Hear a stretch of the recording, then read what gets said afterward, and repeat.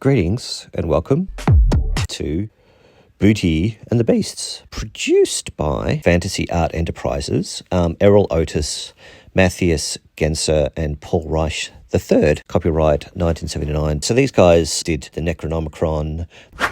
Mad Damon. Oh, wait, no, it's the Necronomicon. They did some Geomancer, Geo something like maps that you could stick together and create a dungeon out of. Yeah, so anyway, Beauty and the Beasts.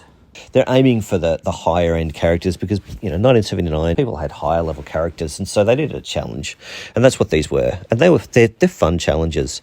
They've included less powerful monsters like fungus men, termite people, and it's broken into creatures of the land, sea, sky, demon, parasites, robots, magical items, technological items. There's an organ chart, hit allocation chart, and a bone chart. So, and I kind of like these charts. It reminds me of the MERP, Middle-earth role-playing supplements that you got, that if you got a crit fumble or a crit hit, you'd roll on the tables and you'd get these strange results, which were kind of fun and quirky. Yeah, and these charts themselves provide some pretty diabolical outcomes for the characters, like organ damage is not good. It sort of introduces that into role-playing, so like, for example, if you lose one of your lungs, it sort of affects your constitution and health. You can't oxygenate your blood. If you damage your brain, it's like generally fatal. Your stomach, you can starve or whatever. So not good. And similarly with the bones, if you break a bone, you could have sort of internal organ damage. You break your neck. Yeah, that's not good, obviously. Break your arm, break a leg. You're incapacitated, you can't use it, hand, similarly. So it kind of introduces a bit more of a serious nature to it. And a lot of the monsters have certain attacks that focus on either organs or bones, which makes life pretty interesting. And it's not a very exciting image, but for some reason I just liked playing around with the AI art. Doing this for most of the images, just colouring them up. On the right, I'll keep the line art over the top, but on the left, it'll be the original image as generated. And I'm using PromeAI.com for this, which it's pretty effective. It's a cruddy AI system, but outcome's good. Suffice it to say, I don't want to colour in this art, but this does it for me. So anyhow, the beasts, creatures of the land. First up, we have the fungus men. These are little midget monsters that are pretty weak. Their foes, the termite men, eat them, so they've got enmity with them. They can release a cloud of dark spores as a kind of cloud of cover to escape into, and they use stalagmites as weapons and toadstool tops as shields. Other great Erol Otus fungus monsters include the veggie pygmy from Expedition to Barrier Peak, the myconid from In the Dungeon of the Slave Lords, and also Star Control 2 had a monster named a Mycon. Yeah, the Anthrosaurus shown here is crazy OP. It has 27 hit dice, -9 AC. There's a 50% chance of breaking your weapon on its hide. It has a formic acid breath that's in cone shape. The mandibles have like a 30% chance of cutting you in half. Man, this thing is a killer. The termite people, not too much to say about them, other than they like to eat fungus men, and they get used as footballs by these guys here, the herb and the grue. The herb has a bite attack, and then it engages its horns, which close like a steam shovel and rip out people's rib cages. There's a theme running through this book, and it is really, really OP monsters. And the grue secrete an enzyme that causes anemia. The malevolent mana munchers, they just like to eat magical items, and they just snatch them out of your player's hands and eat them. You've got to make a strength save, and then they just devour them. Found looking through temples and other places for magic items. Da'uras. Inside they look like cockroaches, and they play the help me, I'm a lost child routine, and they sting people, paralyze them, and then presumably they eat them. This is a thresher, 2 scythe-like hands, which it slices up opponents with, genetically engineered by an insane magician for infantry troops. 25% chance that the creature will have sliced an opponent's appendage off, head, arm, or leg, and then you roll the dice to figure out how far along it was. The Jovians are from a high-gravity planet. As a consequence, they're quite strong. I think they can jump, up to 60 feet. They could be armed with laser-guided rocket guns and massive plasma gun, both of which they wield easily because they're so super strong. Yeah, they look like something like a cross between, like a precursor to Masters of the Universe and something from Buck Rogers. Motion in the ocean.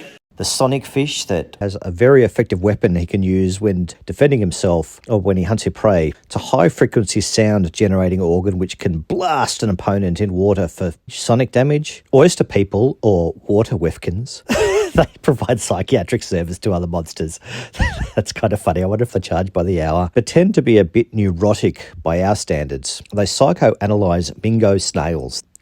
Its bite injects poison that causes the victim to throw up his entrails and lose his eyeballs, which fall out onto the ground. Deadly diatoms. They cover like a 75 by 75 foot area. They float on the top of water and they just devour whatever breaks the surface. And if something tries to swim underneath them, they kind of just follow. Neptunians, I do like their little hats.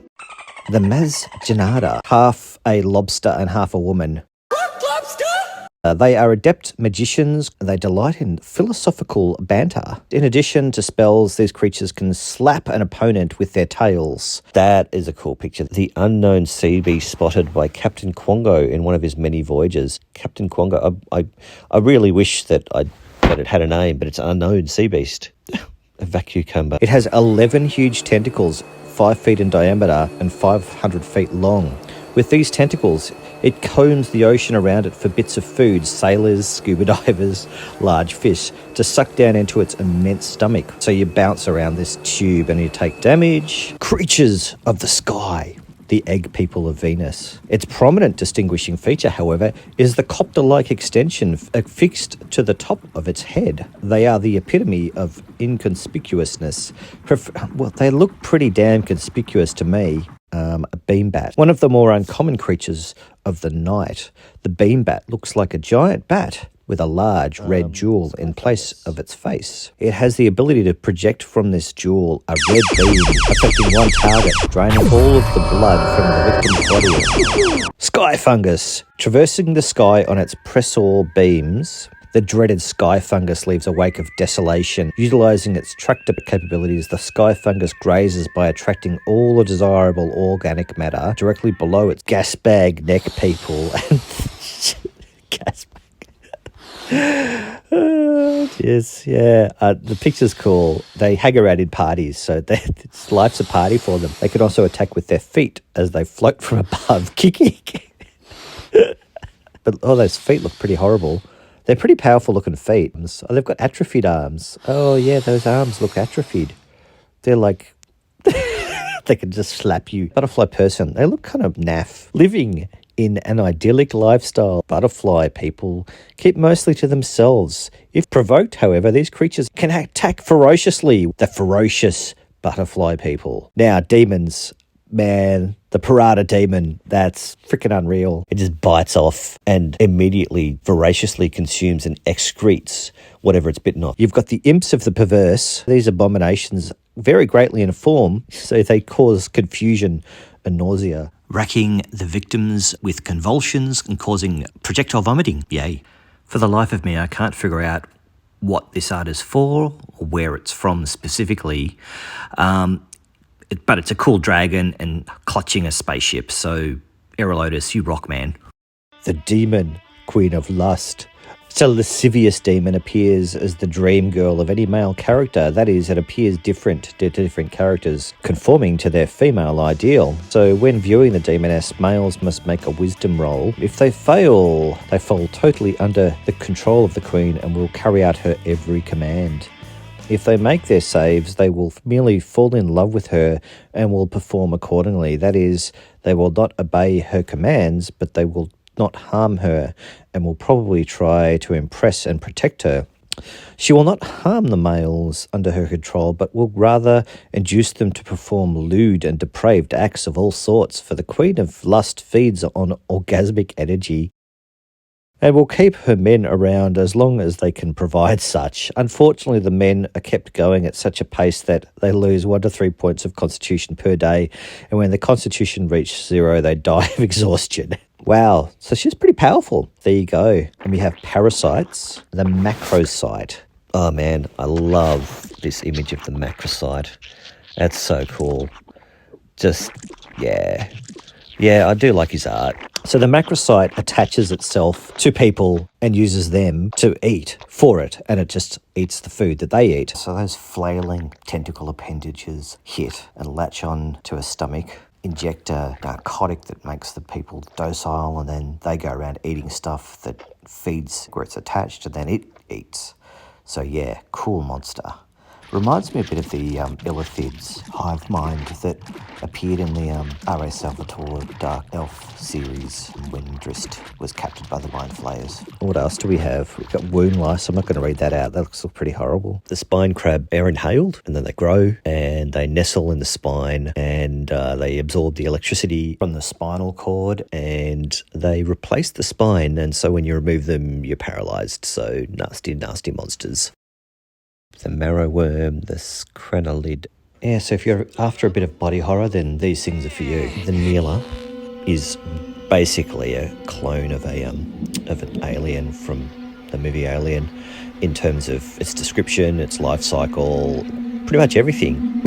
So, yeah, in case you were struggling to find an alien, there you go. So this is where we get into the Gonzo LSD&D. Although Erol Otus says he never did drugs. Robots. Danger! Free to go to Cybertron. In 1976, at the Origins 2 Games Fair, the tournament session of Expedition to Barrier Peaks, which was to market the James Ward's game that TSR was releasing, Metamorphosis Alpha. Now, that was also released in 1976, later revamped as Gamer World in 1978. 1980, Expedition to Barrier Peaks was released. Drillbot, a warbot that drills through your body and destroys bodily organs. This mixture of science fiction and fantasy and magic and science, it's just this really cool fusion that's kind of been lost. The Arachnotroid, very, very cool looking robot. So the Arachnotroid is kind of a scouting type robot. It's used for light combat. It moves around and it jabs people, impairs limbs. A very cool design, quite minimalist in nature, but also really quite menacing. It's the type of robot that would potentially be a real threat, particularly in large numbers. Real fun encounter with one of these if you gave some of them some personalities, which could be kind of amusing. For some reason, I keep thinking about the Thing. The Dreadbot is extremely OP. It's got a complement of napalm, explosive shells, but the Hellbore is a nuclear blast weapon with insta-kill, vaporization. Booty time. Yeah, booty time. It's booty time. Booty time. Yeah, yeah, yeah. The wand of the marrow squid, which rips all of the bones out of your body. It doesn't kill you, but you just end up like sitting there as just a pile of boneless, quivering flesh. Don't know how you'd survive without a skeleton for very long, but you can, apparently. Yeah, look, how cool is that picture, huh? That is pretty cool. Any wand that integrates a tentacle into it is okay in my book. To employ the embryoizer, the user must grab the item in one hand while pointing at a target with the other. He must then cry out, "Return to the womb." The target can lose 1 to 100 years, which can be instantly, infantily fatal. It's funny, when I first saw this, I thought it was like a mask, but it's actually an amulet. It's a Ramulet amulet. And so you put it on and you don't turn into a ram or have the, I don't know, whatever. But what happens is you can charge and ram people, but with your Ramulet powers. But the greater you charge, the more damage you do it. But it's a bit like with the phase rip, how you used to do the charging attack in Marvel superheroes. So yeah, it's like a charging attack weapon, and it's pretty strong. Like the more distance you have, the more power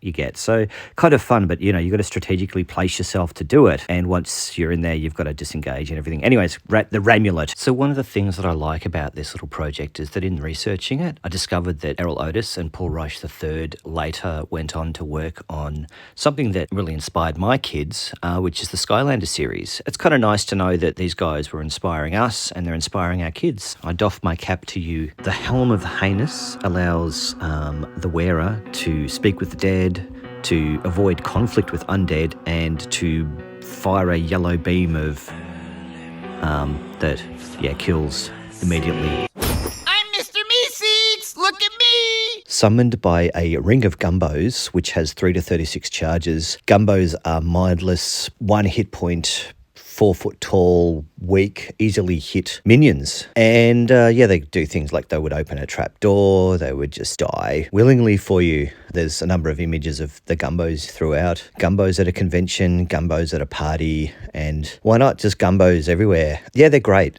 And yeah, predate Mr. Meeseeks by a good amount of time. This actually does have some pretty interesting role-playing Opportunities, including what the players can actually do with these gumbos and potentially the DM playing the gumbos, which, if done correctly, could be rather entertaining. Certainly having idiot minions that might be a little bit too literal for the player's liking could be rather amusing.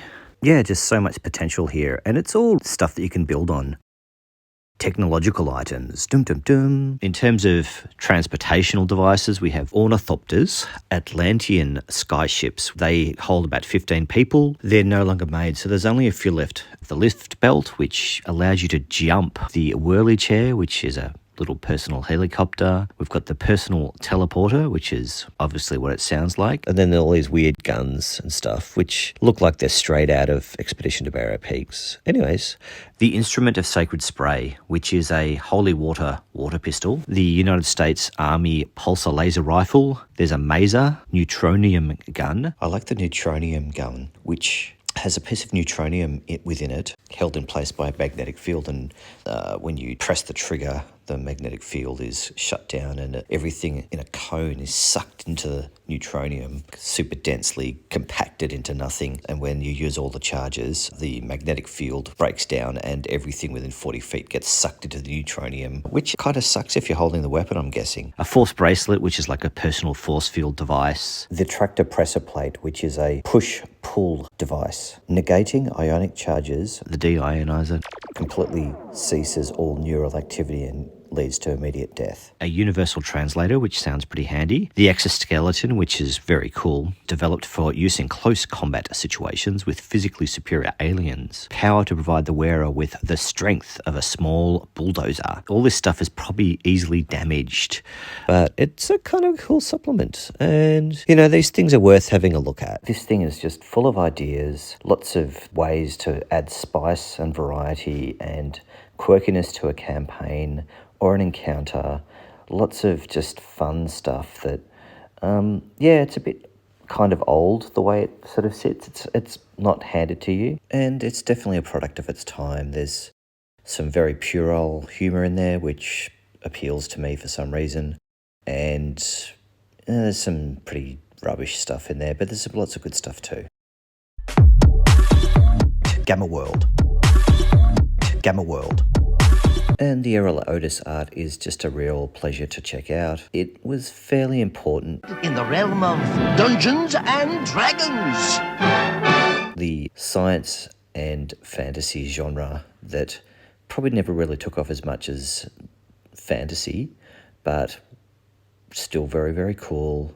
And I think, honestly, with things like Guardians of the Galaxy and even Ant-Man, it's got that real kind of gonzo, crazy approach to art and action and adventure. Really, really cool. Check it out.